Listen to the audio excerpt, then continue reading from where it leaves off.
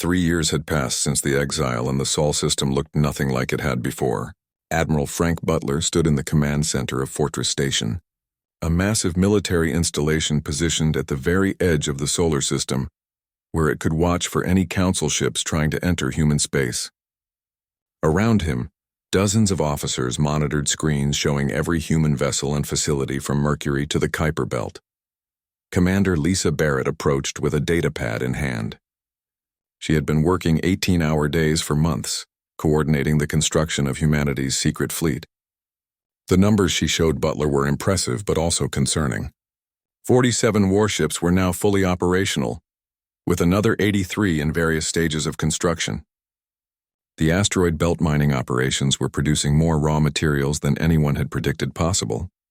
Butler asked about the special project, and Lisa allowed herself a rare smile. Dr. Helen Price and her team had achieved a breakthrough that could change everything. They were ready to test it with a real ship. Butler felt excitement mixed with nervousness. If this worked, humanity would no longer be trapped. If it failed, they would have wasted 3 years of effort and resources on a dream.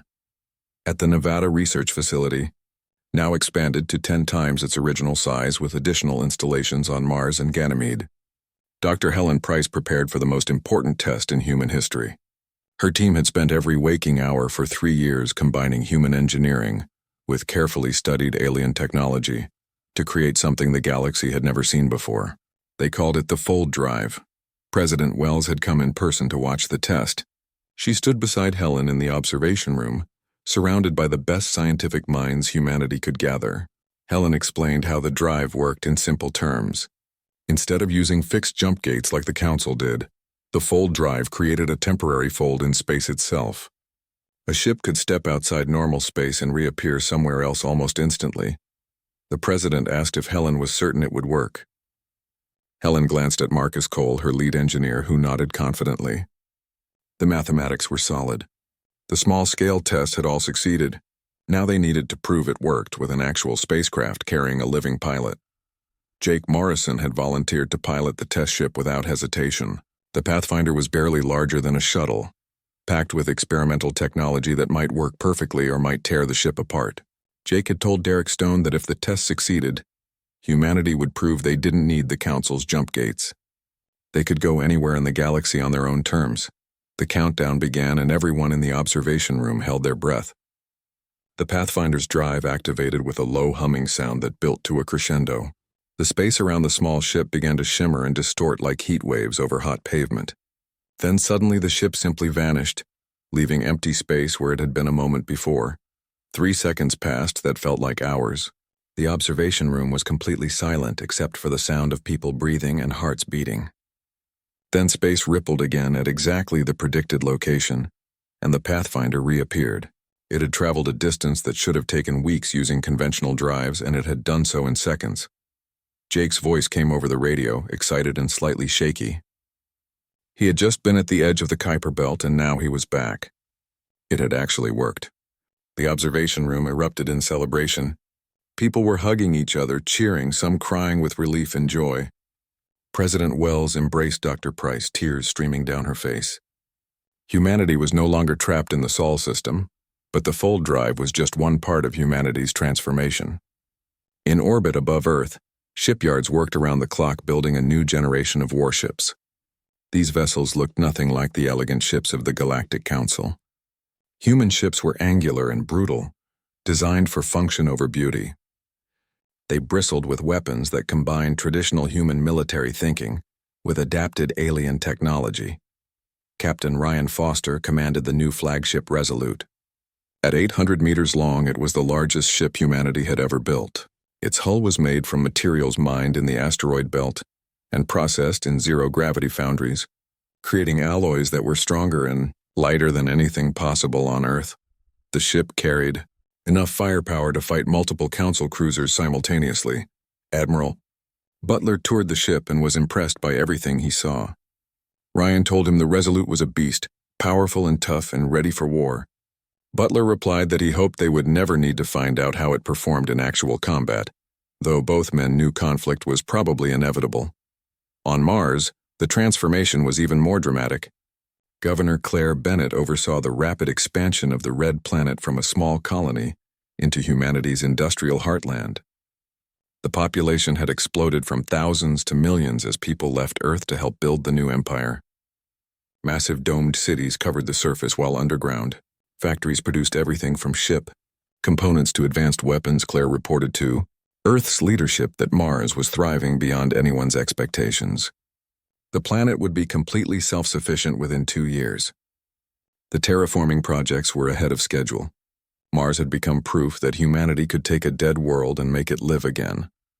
In the asteroid belt, mining operations extracted every useful material from thousands of rocks floating in space. Entire asteroids were hollowed out and converted into refineries and habitats. William Grant coordinated a workforce of hundreds of thousands spread across the belt.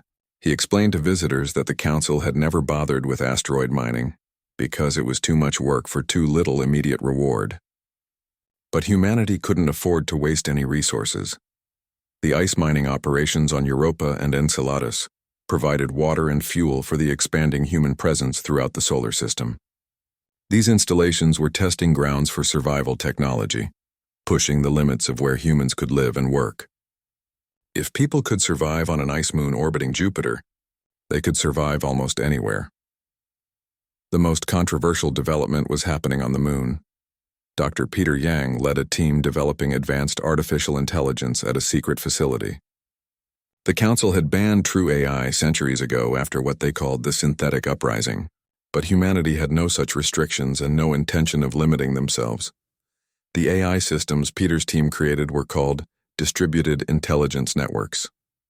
They could coordinate entire fleets of ships, manage complex logistics across multiple planets, and even assist with strategic military planning. Peter explained that the council relied entirely on organic beings for every decision, which meant everything moved slowly through layers of bureaucracy. Human AI could think and act far faster. 3 years of isolation had transformed humanity, from a species begging for acceptance into a civilization that no longer needed it. Derek Stone traveled constantly between human installations, checking on progress and keeping people motivated. On Titan, he met with Governor Sam Turner, who reminded him of his earlier promise. Derek had said humanity would show the council what happens when you corner them. Sam wanted to know if they were ready. Derek looked out at the construction yards visible through the dome. Ship after ship hung in space in various states of completion. Soon they would join the hidden fleet humanity had built in secret. He told Sam they were almost ready. They had the ships and the technology. Now they needed to make sure they had the will to use them when the time came. Back on Earth, President Wells gathered her closest advisors for a final assessment. Admiral Butler reported that the fleet was ready. Dr. Price confirmed that the fold drive was reliable. Governor Bennett assured her that the colonies could support themselves if Earth was attacked. Everything was in place. The president made her decision. It was time to show the galaxy that humanity's exile was over, not because the council was ending it, but because humanity was ending it themselves. They would emerge from their cage not as prisoners begging for freedom, but as a new power that demanded respect. The orders went out across human space. The fleet began to gather, and humanity prepared to return to the galaxy on their own terms. The Council patrol cruiser Vigilant drifted through the nebula on what its crew considered a boring routine patrol. Commander Thexall barely paid attention to the sensor displays as he reviewed supply requisitions at his station. In 5 years, since the human quarantine began, there had been exactly 0 violations. The primitive species had apparently accepted their fate and stayed in their cage. His sensor officer suddenly made a sharp clicking sound that indicated alarm. Thexall looked up from his paperwork with irritation. The officer reported detecting a vessel with an unknown configuration heading directly toward the quarantine boundary. Thexall asked if it was human, and the officer confirmed it was, but something was wrong. The energy readings didn't match anything in their database of human technology. Thexall ordered red alert and weapons charged. He told communications to open a channel to Council Command and to hail the human vessel. For the first time in years, his patrol duty had become interesting. He wondered if the humans were foolish enough to actually challenge the quarantine. Aboard the human ship Venture, Captain Lisa Barrett smiled when her communications officer reported the hail. The Council ship was ordering them to stand down and return to their system immediately. Lisa calmly told the officer to respond with a single word, "No." Then she ordered the transmission of the message package to all council vessels within range. The message was a formal declaration from President Margaret Wells. It would be delivered by Ambassador Derek Stone, who sat in the Venture's ready room prepared to address the entire galaxy. The transmission began broadcasting on every council communication channel, impossible to block or ignore. Derek's face appeared on screens across council space as the message spread through their network like wildfire. He began speaking in a calm, steady voice that carried absolute confidence. He addressed the people of the Galactic Council directly, reminding them that 5 years ago they had exiled humanity to their home system. They had called humans too primitive, too aggressive, too volatile. Derek admitted they might have been right about those things. But the Council had made one critical mistake. He paused to let his words sink in before continuing. The Council had left humanity alone with their problems, their determination, and their creativity. In those 5 years, humans hadn't been sitting idle and hoping for mercy. They had been building and innovating and becoming something the Council never anticipated. The transformation was complete, and now humanity was ready to show the galaxy what they had accomplished. Derek explained that humanity had developed their own faster-than-light travel that didn't require Council jump gates. They had built a fleet that rivaled any in the galaxy. They had transformed the Sol system into an empire that needed nothing from the Council. And now they were announcing that the quarantine was over, not because the Council was ending it, but because humanity was ending it themselves. The camera angle shifted to show the space behind Derek's ship. As if on cue, more human vessels began emerging from fold space in perfect formation. One after another they appeared, each one broadcasting its identification. 50 warships materialized in a coordinated display of power that left the Council observers stunned. This was more ships than they believed humanity capable of building in a century, let alone 5 years. Derek continued his message with words that would echo across the galaxy. Humanity was no longer asking for permission to join the Council. They were informing the Council that humans were claiming their place among the stars. They had identified 17 uninhabited systems with valuable resources that they intended to colonize. They had also identified 3 systems where Council species were oppressing indigenous populations, and humanity would be liberating those populations. In Council chambers across known space, panic and chaos erupted. This was unprecedented in galactic history. A quarantined species was openly defying the Council's authority and threatening military action. Delegates shouted over each other, some demanding immediate military response, others urging caution. Derek delivered his final statement with absolute conviction. The Council had a choice to make. They could accept humanity as an equal power in the galaxy, or they could try to stop them. But he promised them that humanity would never go back into a cage, and if the Council came after them, they had better bring everything they had, because humans had learned something important during their isolation. When you push humanity, they don't break, they evolve. The transmission ended. Derek stood and walked to the bridge where Lisa waited. She asked if he thought the Council would attack. Derek replied that they probably would, but at least now the Council would understand what kind of fight they were starting. He suggested they see if the Council had learned anything from human history about what happens when you go to war with Earth. The Council's response came within hours. 3 battle groups representing 5 different species were dispatched to intercept the human fleet. 87 warships in total, each one a masterpiece of alien engineering refined over centuries, moved to confront the humans. It was an overwhelming show of force, meant to crush humanity's rebellion before it could truly begin. Admiral Frank Butler received the reports aboard the Resolute. The human fleet had grown as more ships arrived through fold space. They now numbered 92 vessels, with more arriving every hour. Commander Ryan Foster pointed out that the Council forces still outnumbered them. Butler replied that the numbers were temporary, and besides, the Council was used to fighting species that learned warfare from them. Humans had invented modern warfare, and it was time to remind the galaxy what that meant. The 2 fleets faced each other across millions of kilometers of empty space. Both sides powered weapons and raised shields. targeting systems locked onto enemy vessels. It seemed inevitable that the first interstellar war involving humanity was about to begin.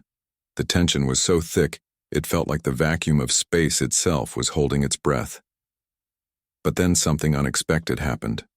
A transmission came through, not from the Council fleet but from somewhere else entirely. It was from the Talarian delegation, one of the 3 species whose systems humanity had threatened to liberate. Administrator Kellix requested private negotiations with the human fleet. Derek raised an eyebrow at Lisa, who looked equally surprised. No one had expected any Council species to break ranks like this. Derek ordered the transmission put through immediately. The elderly Talarian who appeared on screen looked nervous but determined. They wanted to discuss alternative arrangements regarding their labor colonies before any violence became necessary. Over the next 6 hours, the 2 fleets remained frozen in their standoff, while Derek conducted negotiations with not just 1 but 4 different Council species. Each had their own concerns and reasons for wanting to avoid a costly war. The Talarians were willing to concede the labor colonies in exchange for trade agreements. The Vexmari wanted access to human AI technology. The Crystalline Collective was interested in human ship construction techniques. The Mordani simply wanted to be left alone and saw humanity as a useful buffer against more aggressive neighbors. High Chancellor Vextar arrived in his massive flagship, expecting to oversee humanity's defeat. Instead, he found 4 of his council members negotiating separate treaties with the humans. His fury was evident even across species barriers. He broadcast a message to both fleets declaring that the council spoke with one voice, and these separate negotiations were unacceptable. Derek replied calmly, asking if the council really spoke with one voice. From where he sat, it looked like the council was made up of individual species with individual interests, just like humanity. He pointed out that Vextar's own allies were already making deals because they understood the reality of the situation. Vextar demanded to know what gave humanity the right to challenge council authority. Derek's response was simple and direct. He dared to treat them as equals, which was apparently more than they did for each other. Then he laid out exactly what would happen next. The council fleet would stand down, the negotiations would continue, and humanity would colonize those uninhabited systems whether the council liked it or not. When Vextar asked what would happen if they refused, Derek's expression turned cold. They would find out which fleet was truly superior, and given that 4 of the 8 species present had already decided they didn't want to fight humanity, he wasn't sure the council wanted to discover the answer to that question. The standoff lasted 3 more days. Human ships continued to arrive, shifting the numerical balance in their favor. More importantly, more council species began private negotiations with Derek's team. Each species that broke ranks weakened Vextar's position further. The unified front he needed to crush humanity was crumbling before his eyes. Finally, Vextar recognized the truth. The council wasn't united enough to wage war against a determined opponent. The member species cared more about their own interests than enforcing a failed quarantine. His flagship withdrew from the confrontation zone. The battle groups dispersed and returned to their territories. Humanity had won without firing a single shot. Lisa told Derek afterward that his strategy had been either brilliant or incredibly lucky. Derek admitted it was probably both, but they had proven something crucial. 2 years after the boundary standoff, the galaxy looked fundamentally different than it had for thousands of years. Humanity had established colonies in 23 star systems, far beyond the 17 they originally claimed. The Council had protested and negotiated, and ultimately been forced to accept that their age of absolute authority was finished. Governor Claire. Bennett stood on the observation deck of the colony ship Promise as it entered orbit around humanity's newest world. They had named it New Haven, and it was the 8th Earth-like planet humans had claimed. Her job was to make sure this colony succeeded where others had faced serious challenges. She looked down at the pristine world below and felt the weight of responsibility.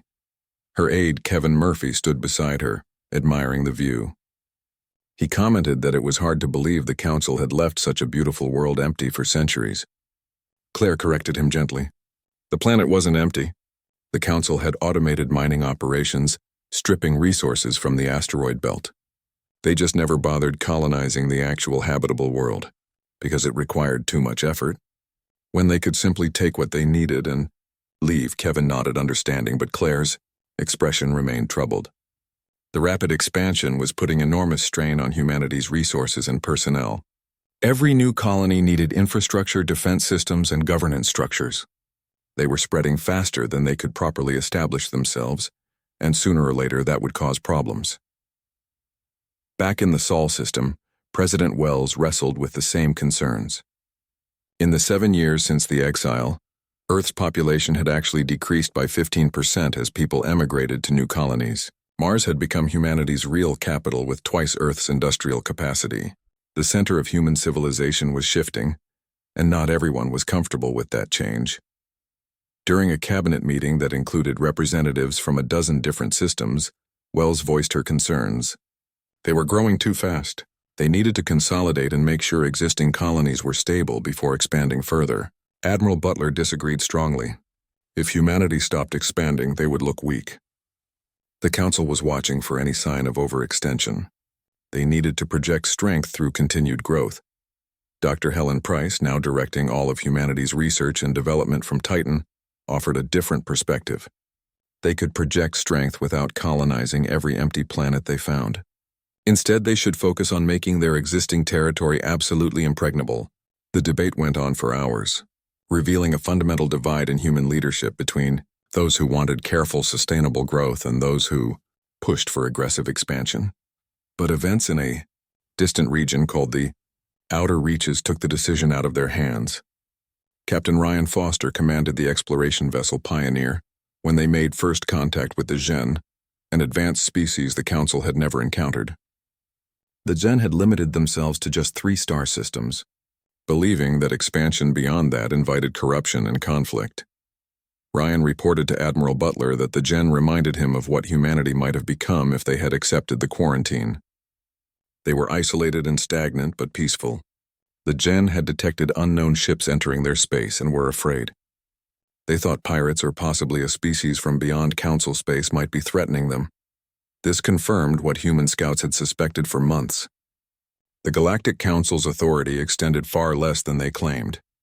Beyond their core territories lay vast regions of unexplored and uncontrolled space, potentially filled with other civilizations and unknown dangers. Derek Stone traveled to the Gen homeworld personally to negotiate. The Gen leadership consisted of philosophers rather than politicians, and they met him in a crystalline chamber that produced harmonious sounds. Derek explained through a translator that humanity sought alliance, not dominance. He told them that humans remembered what it felt like to face a powerful force alone, and they wouldn't abandon the Gen to that same fate. The eldest Gen philosopher, whose name translated as Keeper of Memory, studied Derek with ancient eyes. The being asked why such a young species spoke with the wisdom of experience, Derek answered honestly. Humanity had been underestimated, isolated, and threatened with extinction. They survived by becoming something greater than they were before. Now they were offering the Gen the same opportunity. The alliance with the Gen brought humanity something unexpected, but valuable. It gave them legitimacy. Here was an advanced, peaceful species voluntarily joining with humanity, rather than being conquered or coerced. It suggested that maybe Earth's growing empire could be different from the Council's oppressive hegemony. Other species followed the Gen's example. The Tarkin were a warrior culture that respected humanity's military prowess and wanted to fight alongside them. The Luminari were energy beings fascinated by human artificial intelligence.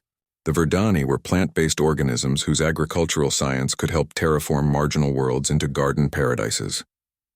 Within 3 years of the boundary standoff, humanity had transformed from a rogue species defying Council authority into the heart of a new power structure. They called it the Terran Coalition, and it encompassed 47 star systems and 8 allied species. It was growing faster than even the most optimistic humans had predicted, but success created new problems that nobody had anticipated. On the colony world called Redemption, serious tensions developed between human settlers and Tarkin warriors who had been given settlement rights as part of the alliance agreement. The Tarkin didn't understand human concepts of private property, while humans feared the Tarkin's naturally aggressive behavior. Governor William Grant was transferred from managing asteroid belt operations to handling the crisis on Redemption. He complained to Claire Bennett during a video call that it was like being a kindergarten teacher, except the children had plasma weapons and completely different instincts. Finding common ground between species that evolved on different worlds with different survival strategies was proving incredibly difficult. The solution came from an unlikely source. Lieutenant Kate Sullivan was a young officer stationed on Redemption who proposed creating mixed-species settlements from the beginning. Instead of having human neighborhoods and Tarkin neighborhoods, they should mix everyone together so children grew up learning each other's cultures naturally. It would be messy and chaotic, but Kate believed it would work better than trying to force integration later. William was skeptical, but desperate enough to try anything. The model was implemented in a new settlement, and within months it was clear Kate had been right. Human children who grew up playing with Tarkin cubs didn't see aliens. They saw friends. The same was true in reverse. A new hybrid culture began emerging that incorporated the best elements of both species. The model was quickly adopted across the coalition. Slowly but surely, a unique civilization was forming that had never existed before. Humanity wasn't just building an empire. They were building something that transcended species barriers entirely. Meanwhile, the Council watched with growing alarm. High Chancellor Vextar convened an emergency session and declared that humans had created a rival power structure. They claimed 47 systems now. 8 species had allied with them. If this continued unchecked, humanity would eventually threaten Council core territories. Something had to be done, but the Council was badly divided. Some species like the Talarians had profitable trade relationships with humanity and didn't want conflict.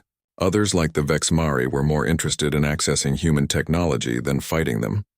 A few had grown tired of Council bureaucracy and saw humanity's dynamic approach as genuinely appealing. Ambassador Kelvis of the Crystalline Collective suggested offering humanity full Council membership. Bringing them inside the system would allow the Council to moderate and control human expansion. Vextar refused absolutely. Humanity must be contained, not rewarded. But everyone in the chamber knew the truth. Humanity could no longer be contained. The only question was whether the Council would adapt or cling to the old order until it collapsed. Derek Stone understood the situation better than anyone. In a speech to the Coalition Assembly, a new governing body that included representatives from all member species, he laid out his vision clearly.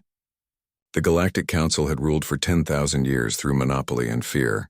They controlled faster than light travel. They controlled trade routes. They decided who could expand and who couldn't. That era was over. He gestured at the assembled delegates representing a dozen different species united under the Coalition banner. Humanity offered an alternative vision, a galaxy where species cooperated as genuine equals, where technology was shared rather than hoarded, where expansion happened through mutual benefit rather than conquest.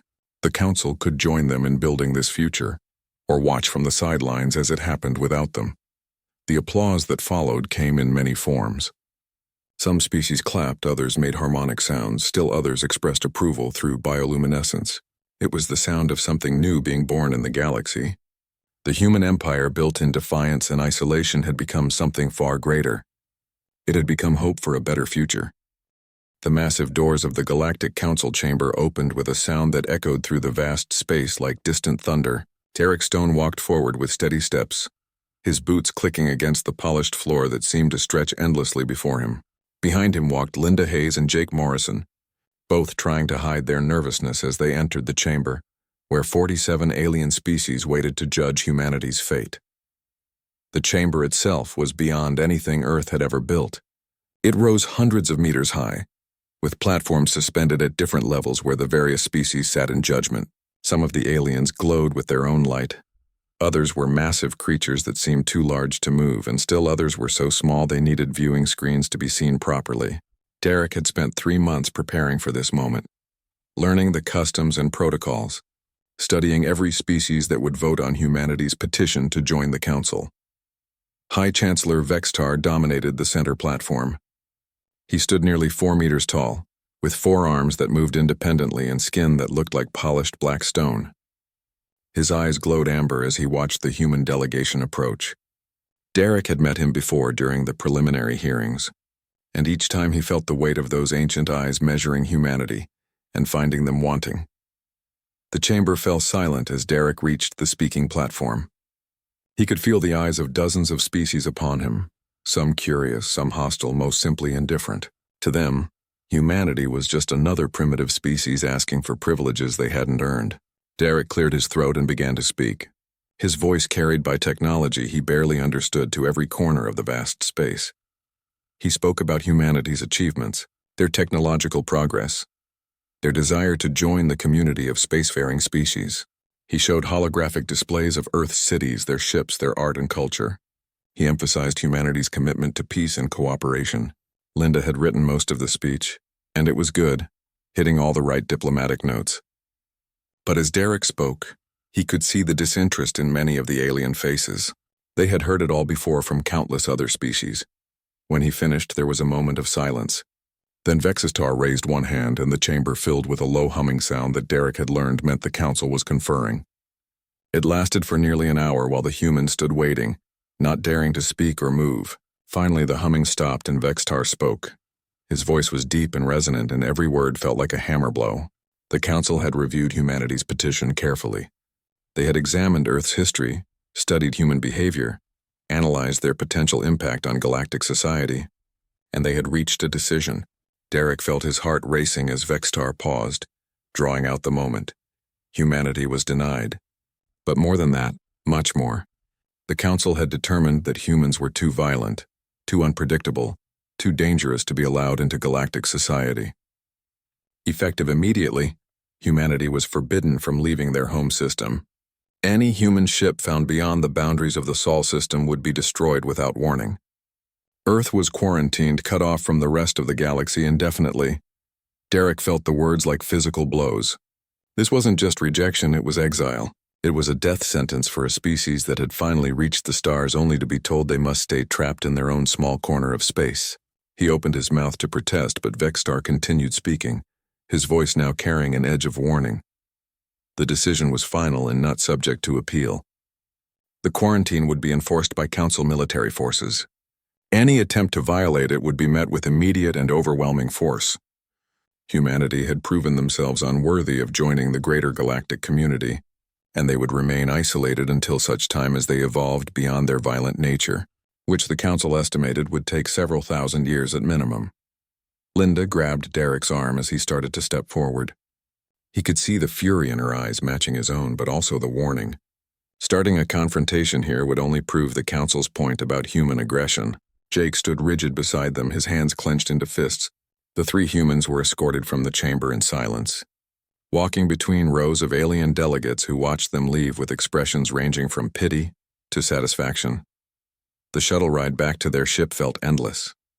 None of them spoke until they were safely inside and the doors had sealed behind them. Then Linda let out a string of curses that would have made a drill sergeant proud. Jake slammed his fist against the wall hard enough to leave a dent. Derek just sat down heavily in the pilot's chair and stared out at the stars. They had failed. Worse than failed, they had been judged and found so wanting that humanity was being locked away like dangerous animals. The implications were staggering. Earth's colonies in the outer solar system would survive, but they could never expand beyond that. The resources of the Sol system were finite. Eventually, in centuries or millennia, humanity would exhaust them and face slow decline and extinction. Jake finally broke the silence by asking what they should tell people back home. Derek thought about it for a long time before answering. They would tell the truth. The galaxy didn't want humanity. The Council feared them too much to let them out of their cage. But humanity had survived ice ages and plagues and wars that nearly destroyed them. They would survive this too. The trip back to Earth took 3 weeks. During that time, news of the exile spread across human space. Reactions varied wildly. Some people called for acceptance, arguing that humanity should focus on making peace with their situation. Others wanted immediate military action, demanding that humanity fight for their right to expand. Most people simply felt shocked and betrayed that they had reached for the stars, only to have their hands slapped away. President Margaret Wells was waiting when Derek's ship docked at the orbital station above Earth. She listened to his full report in private, her face growing more grave with each detail. When he finished, she stood and walked to the window overlooking Earth below. The planet looked peaceful from here, blue and white and beautiful, unaware of the prison walls that now surrounded it.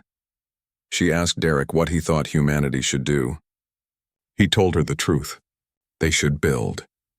They should innovate. They should take every resource in the Sol system and use it to become stronger, smarter, and more capable. And then, when they were ready, they should show the Council what happens when you cage humanity. The President smiled grimly and told him to start making plans. Within days, secret meetings began across Earth and its colonies. Scientists, engineers, military leaders, and industrialists gathered to answer one question that would define humanity's future. How do you build an empire when the rest of the galaxy wants you contained? The answer would take years to achieve, but the work began immediately. Driven by anger, determination, and the fundamental human refusal to accept limits imposed by others. 10 years after the exile, the galaxy had reached a moment that would define its future for millennia to come. The Terran Coalition now controlled 92 star systems and included 14 allied species. The Galactic Council still held more territory overall, but for the first time in recorded history, their dominance faced a genuine challenge from an equal power. In the council chambers, High Chancellor Vextar was fighting for his political survival. Members of his own government were calling for his resignation. The strategy of isolating humanity had failed spectacularly, and even his closest allies questioned whether he should remain in power. Ambassador Kelvus accused him directly during a heated session that was broadcast across council space. Kelvus pointed out that Vextar had promised the human problem would be resolved quickly. Instead, humanity had built an empire rivaling the Council's own power. Worse, they had exposed fundamental weaknesses in the Council system that had been ignored for centuries. When Vextar demanded to know what weaknesses, Kelvus replied with brutal honesty. The Council's technology had stagnated while humanity innovated constantly. Council expansion had ceased thousands of years ago, while humans spread across dozens of systems in less than a decade. The Council governed through rigid bureaucracy and implicit threats while humanity offered cooperation and mutual benefit. Humans had been forced to evolve or die while the Council faced no such pressure and had grown complacent. Every word was true and Vextar knew it. Meanwhile, aboard the flagship Resolute, Admiral Frank Butler dealt with a different crisis. 3 Council species had formally petitioned to leave the Council and join the Terran Coalition. If humanity accepted them, it would be the first time in galactic history that the Council lost member species. It would signal the beginning of the end for their authority. President Wells participated in a secure conference call with Butler and other leaders. She acknowledged the temptation, but warned that accepting the defecting species would force Vexatar to declare war. The other Council members would see humanity as predators trying to dismantle their civilization. Butler replied bluntly that maybe they were predators and maybe the Council needed to be dismantled. Derek Stone had been listening quietly but finally spoke up. Destroying the Council wasn't humanity's decision to make. The Council had serious problems, but tearing it down would create a power vacuum that could destabilize the entire galaxy. They needed a different approach that would force the Council to evolve without destroying it completely. The plan Derek proposed was bold and risky. Humanity would invite the Council to a summit where they would negotiate a new framework for galactic governance. This framework would acknowledge both the Council and Coalition as legitimate powers with defined territories and spheres of influence. It would require the Council to accept humanity's expansion and autonomy while humanity would acknowledge Council authority in their own space. Dr. Helen Price called it a dual power structure similar to Earth's Cold War. Superpowers, but hopefully without the constant threat of mutual destruction. Derek agreed that was the goal. But it only worked if both sides genuinely committed to coexistence rather than constantly trying to undermine each other. Convincing the Council to attend took months of careful diplomacy. Many Council members refused to even consider negotiating with humanity as equals, but others, especially those with profitable relationships with the Coalition, pushed hard for engagement. They understood that refusing to negotiate made the Council look weak and frightened. Finally, Vexatar agreed to attend, though everyone understood he had no real choice. Refusing the summit would damage his credibility further. Attacking humanity risked a catastrophic war the Council might lose. The only path forward was negotiation, no matter how much it galled him. The summit was held at Meridian Station, a facility built jointly by human and council engineers specifically for this purpose. Its existence symbolized what cooperation between the two powers could achieve. Derek led the coalition delegation, which included representatives from all 14 allied species. The message was unmistakable.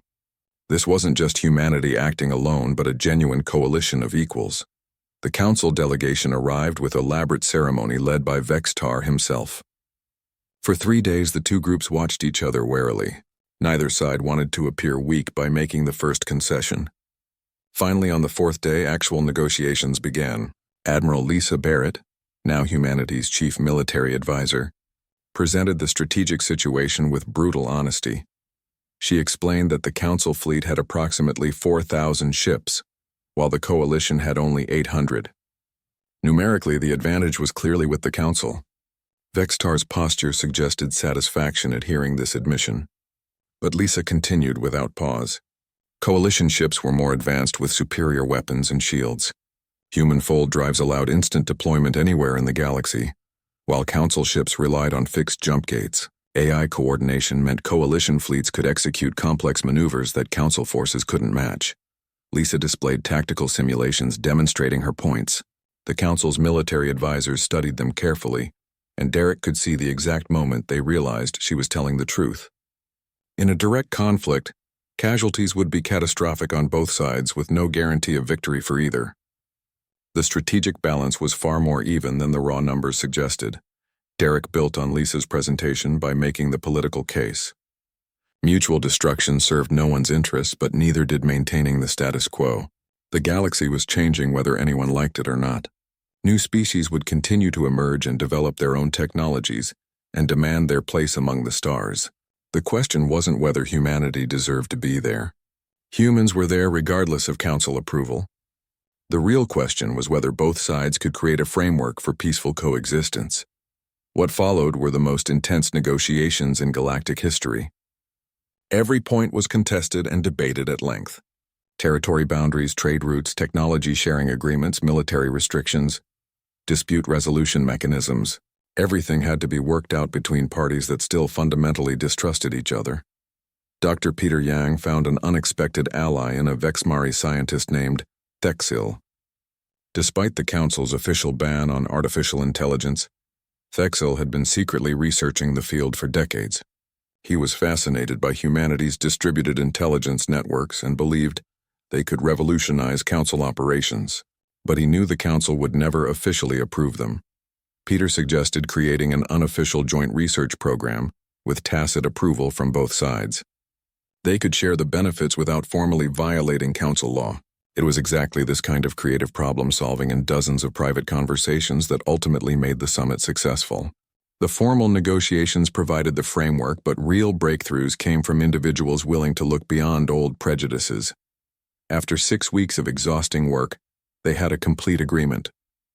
The Meridian Accords established clear principles for the new galactic order. The Council would officially recognize the Terran Coalition as a sovereign entity with full rights to its territories. The quarantine was formally ended and no attempt would be made to reverse human expansion. The Coalition would recognize Council authority in their space and agree not to actively recruit Council member species. However, any species that freely chose to leave the Council wouldn't be prevented from joining the Coalition. Both organizations would establish embassies and work toward trade agreements. Technology would be shared through negotiation rather than monopoly. A joint council would handle disputes and coordinate on issues affecting the entire galaxy like piracy, exploration of unknown space, and first contact with newly discovered species. Military forces would respect territorial boundaries with violations treated as serious diplomatic incidents, subject to investigation. The agreement wasn't perfect, and hardliners on both sides opposed it. But it was workable, and that was enough. The signing ceremony was broadcast across the galaxy. President Wells signed for humanity alongside Derek Stone and representatives from each coalition species. High Chancellor Vextar signed for the Council with an unreadable expression. During the ceremony, Vextar stated bluntly that the document didn't make them friends. It simply established rules for being enemies in a civilized manner. Derek replied that he would accept that. Peace through clear boundaries was better than war through misunderstanding. The following months tested the new framework repeatedly. There were incidents and disputes and accusations of violations, but each time, instead of escalating to violence, the Joint Council convened and worked through the problems. Slowly and grudgingly, the system began to function properly. 5 years after the Meridian Accords, Derek Stone retired from diplomatic service. He had spent 15 years managing humanity's relationship with the galaxy, and he was exhausted. At his retirement ceremony, President Wells spoke about his accomplishments. When Derek had stood before the Council 15 years earlier, humanity faced exile and slow extinction. Now they were one of two major galactic powers leading a coalition working toward a better future. Derek's speech was much shorter than the President's.